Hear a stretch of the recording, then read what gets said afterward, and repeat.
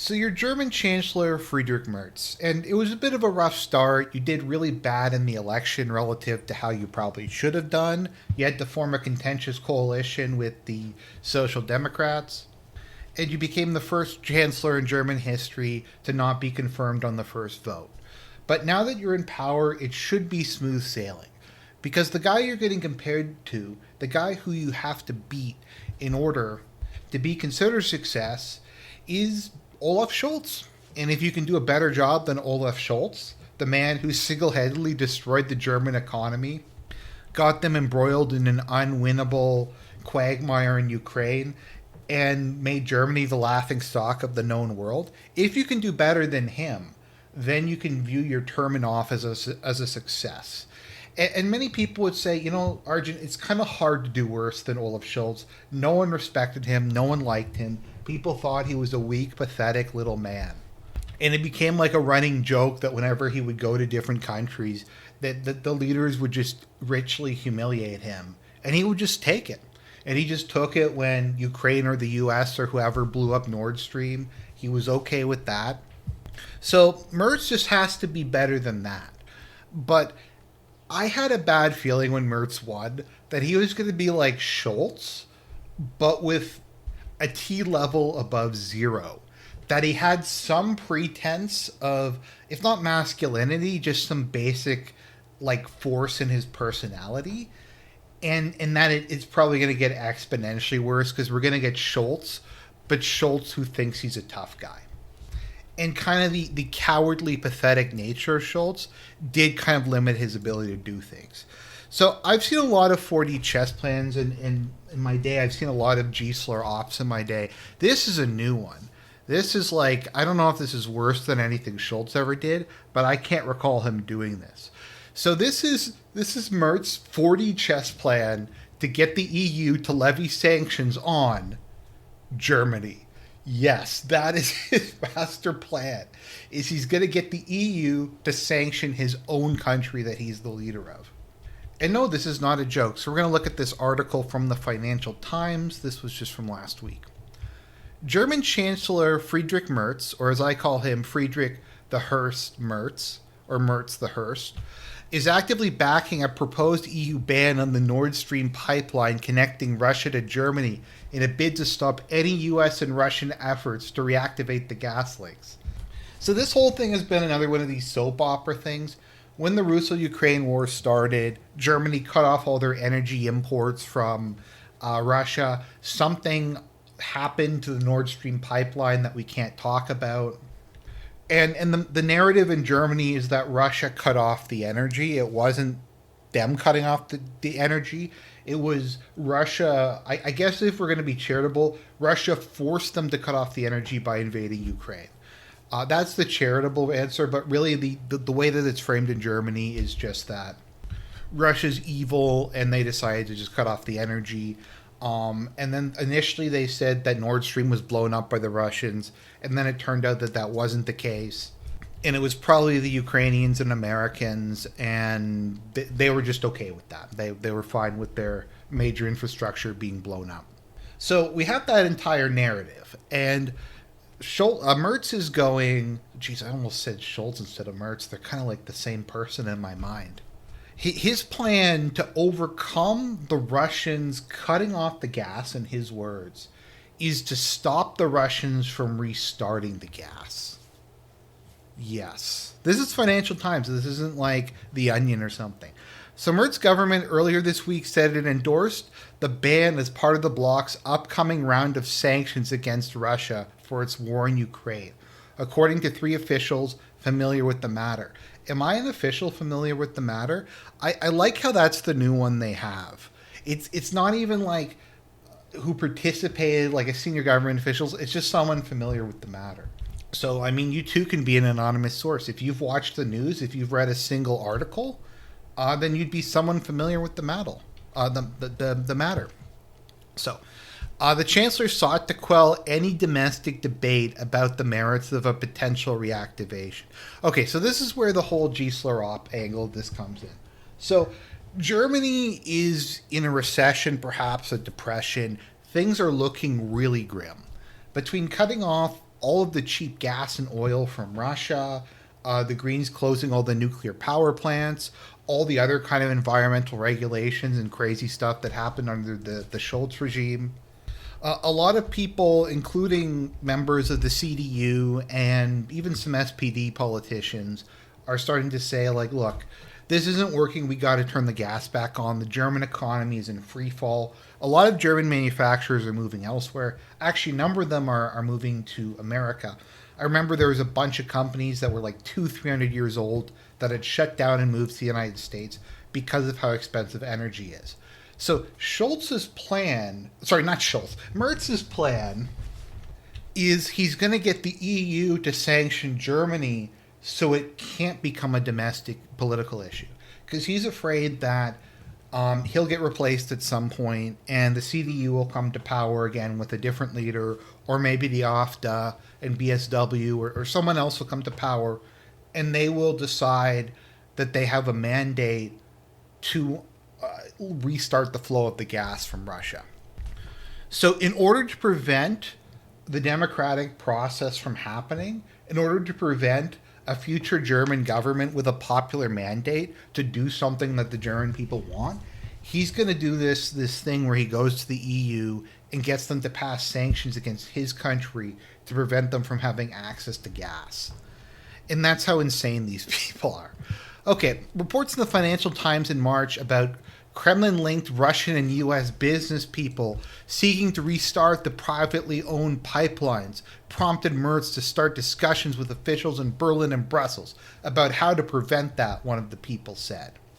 Those evil Russian and American businessmen wanting to bring cheap gas to the German people, it's the worst. Adding Nord Stream to the EU list of sanctions potentially removes the political problem from him, they said. So that's also, like, we have some cowardice here from tough guy Merz. He doesn't want to, like, talk to the German people and explain to them why they aren't allowed to have affordable gas. So the plan is he's just going to get the EU to do it and then blame the EU, even though he was the one who asked the EU to do it. The punitive measures are also a way for Merz to Europeanize the fate of the pipeline. Instead of Berlin facing up to potential US and Russian pressures on its own, another official said. While it has no state control over any of the 4 pipelines currently disabled after explosions damaged 3 of them in 2022, we don't know why that happened. It's the mystery Scooby-Doo can solve. It was Gilligan and the 5 people and the lady on the boat. Berlin would have to grant a certification for any activation of the gas link.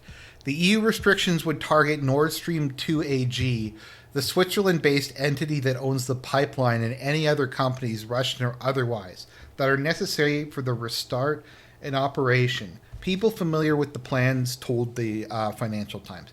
Now keep in mind, Germany and Europe buy Russian gas anyways. What they do is they buy it from Turkey. There's the Turk Stream pipeline. Turkey imports gas from Russia and then sells it at a higher rate to Europe, although the capacity of the pipeline's a lot lower. Or there's like this scam where they pretend that the gas comes from Azerbaijan or some other third party, or they actually just buy the gas directly from Russia, but it's liquefied natural gas, which is much more expensive. I think it's actually reached a point in Germany where natural gas is more expensive than oil, which is it's kind of insane. Okay, let's see here. The European Commission President Ursula von der Leyen last week mentioned Nord Stream as part of a package of new sanctions her team is working on. She made those remarks having first consulted Merz, who gave his support for the move, according to a person familiar with the discussions. Once again, it's just somebody who read a Financial Times article. The Commission was set to begin formal discussions with EU governments this weekend, the people added. They can only be adopted with the unanimous support of all capitals. A brainchild of former Chancellor Gerhard Schröder, who had close relations with Putin and was later hired by Kremlin-backed Gazprom, Nord Stream was once a symbol of the deep economic ties between Russia and Germany. Even before Moscow launched its full-scale invasion of Ukraine in 2022, The link was a bone of contention between Berlin and Washington, with the first Trump administration urging then Chancellor Angela Merkel to reduce her country's energy dependence on Russia. Although now it's the opposite, where they're afraid that America wants them to restart the pipeline. Mateusz Warnig, a former Stasi spy and close friend of Putin, I've heard that he isn't actually, and that he's like made this up or something, but whatever, has discussed to restart the pipeline with the backing of U.S. investors. People with knowledge of the talks said previously. Once again, you gotta love the quality of the reporting here. People with knowledge of the talks. That means people who were aware that talks were happening. Not that they were there, not that they know any of the details.